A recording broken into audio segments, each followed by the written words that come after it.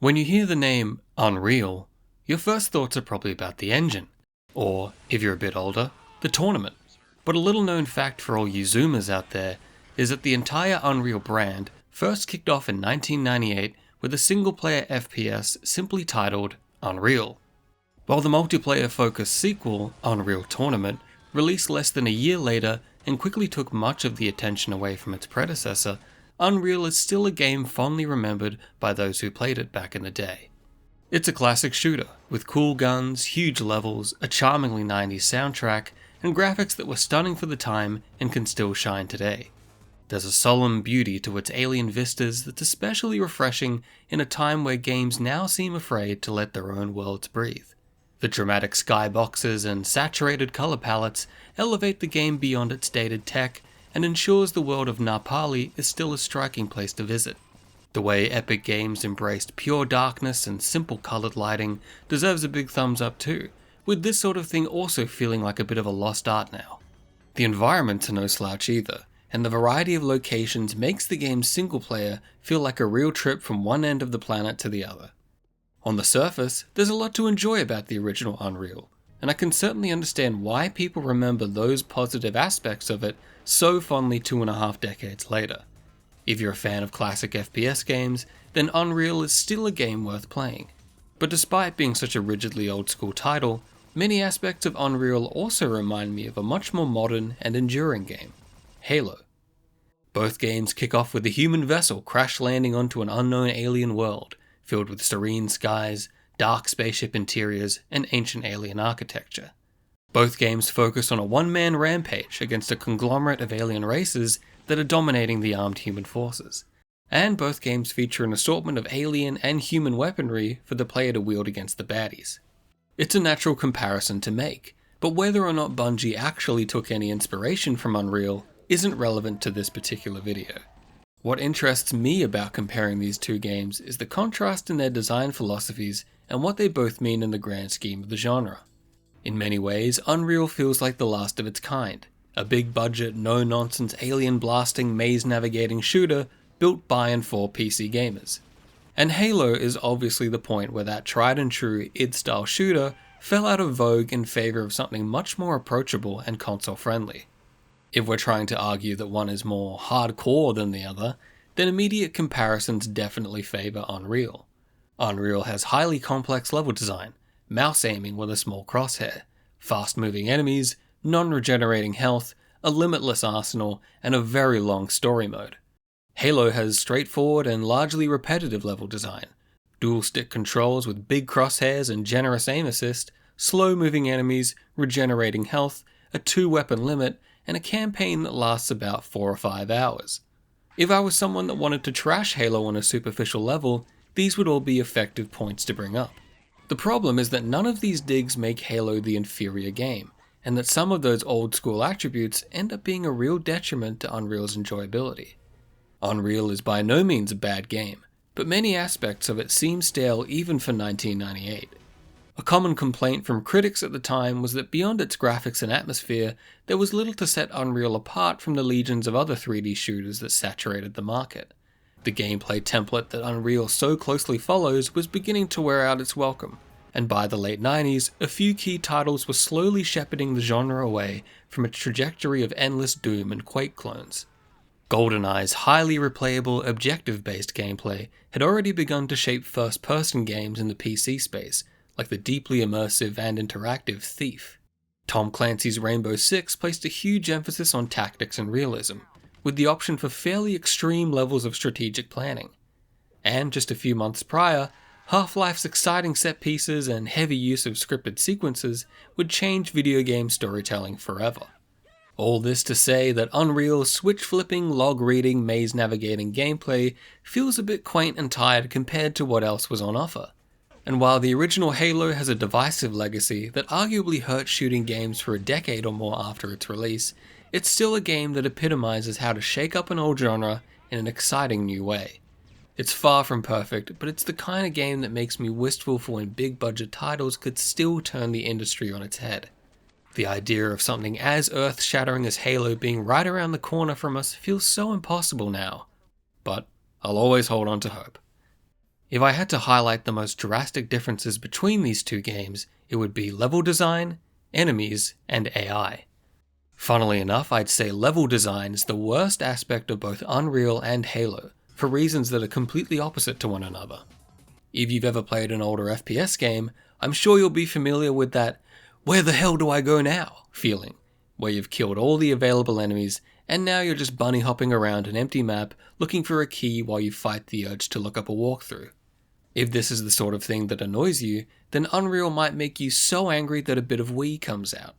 Levels are overwhelmingly huge and complicated, and with no in-game map to speak of, you'll inevitably find yourself lost, wishing these levels at least had more thoughtful landmarks or signposting. The way each designer's name pops up at the beginning of a level gives you the sense that maybe these guys are a bit too chuffed with what they could do with a mapmaker. The issue is not that Unreal has complicated levels, it's that the people making them had no restraint and weren't very good at knowing how to direct the player.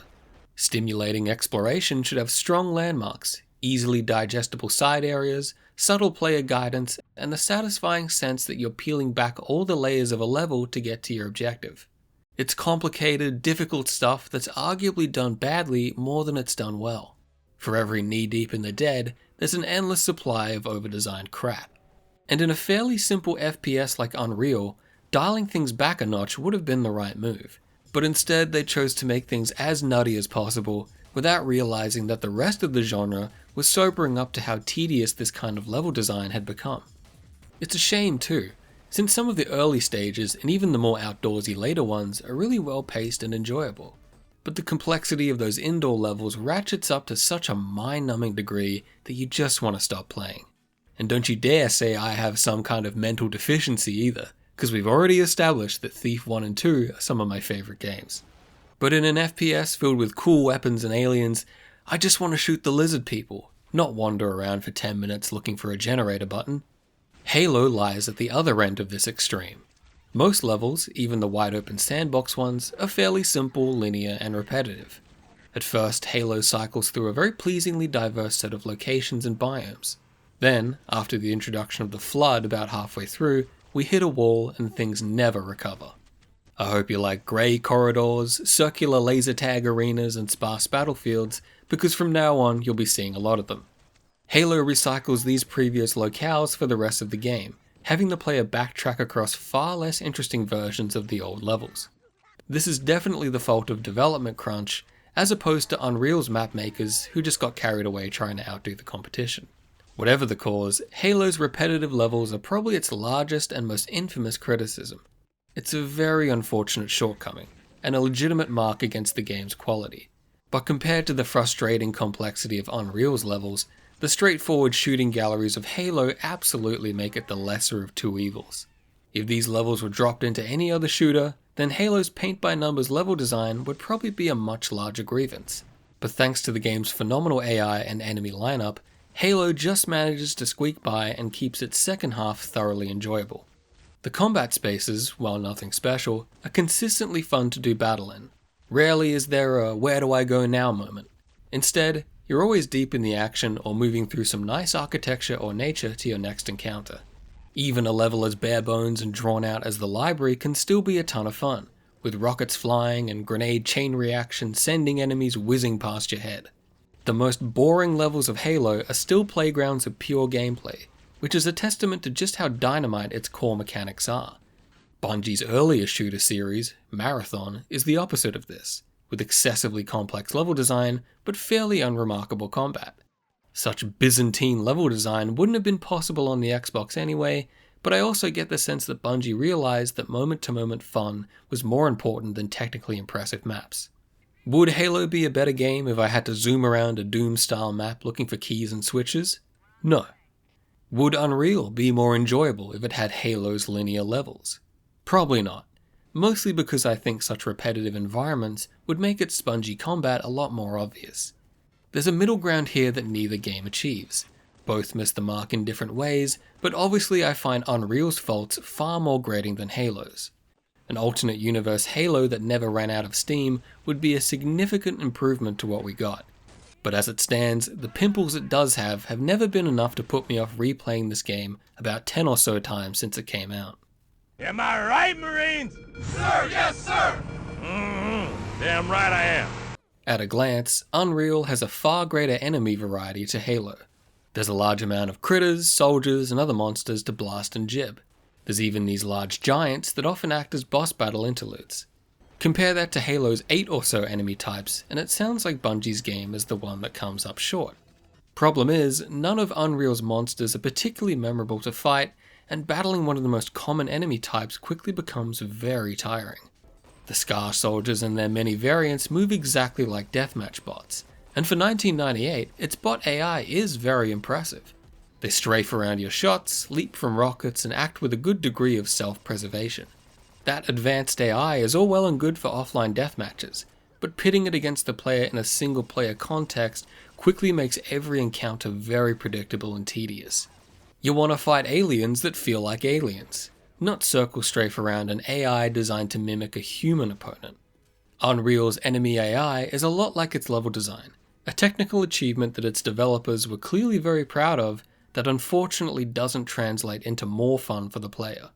Enemies become absolute bullet sponges by the end of the game too. The first time you battle a Titan, it's an epic change of pace with scary music and a suitable arena. Then they start appearing one after the other, and eventually in a pack of 2. They're just boring, circle-strafing fights that go on for way too long, and if you don't have an amplifier at the ready, they can take up to 40 rockets each just to kill.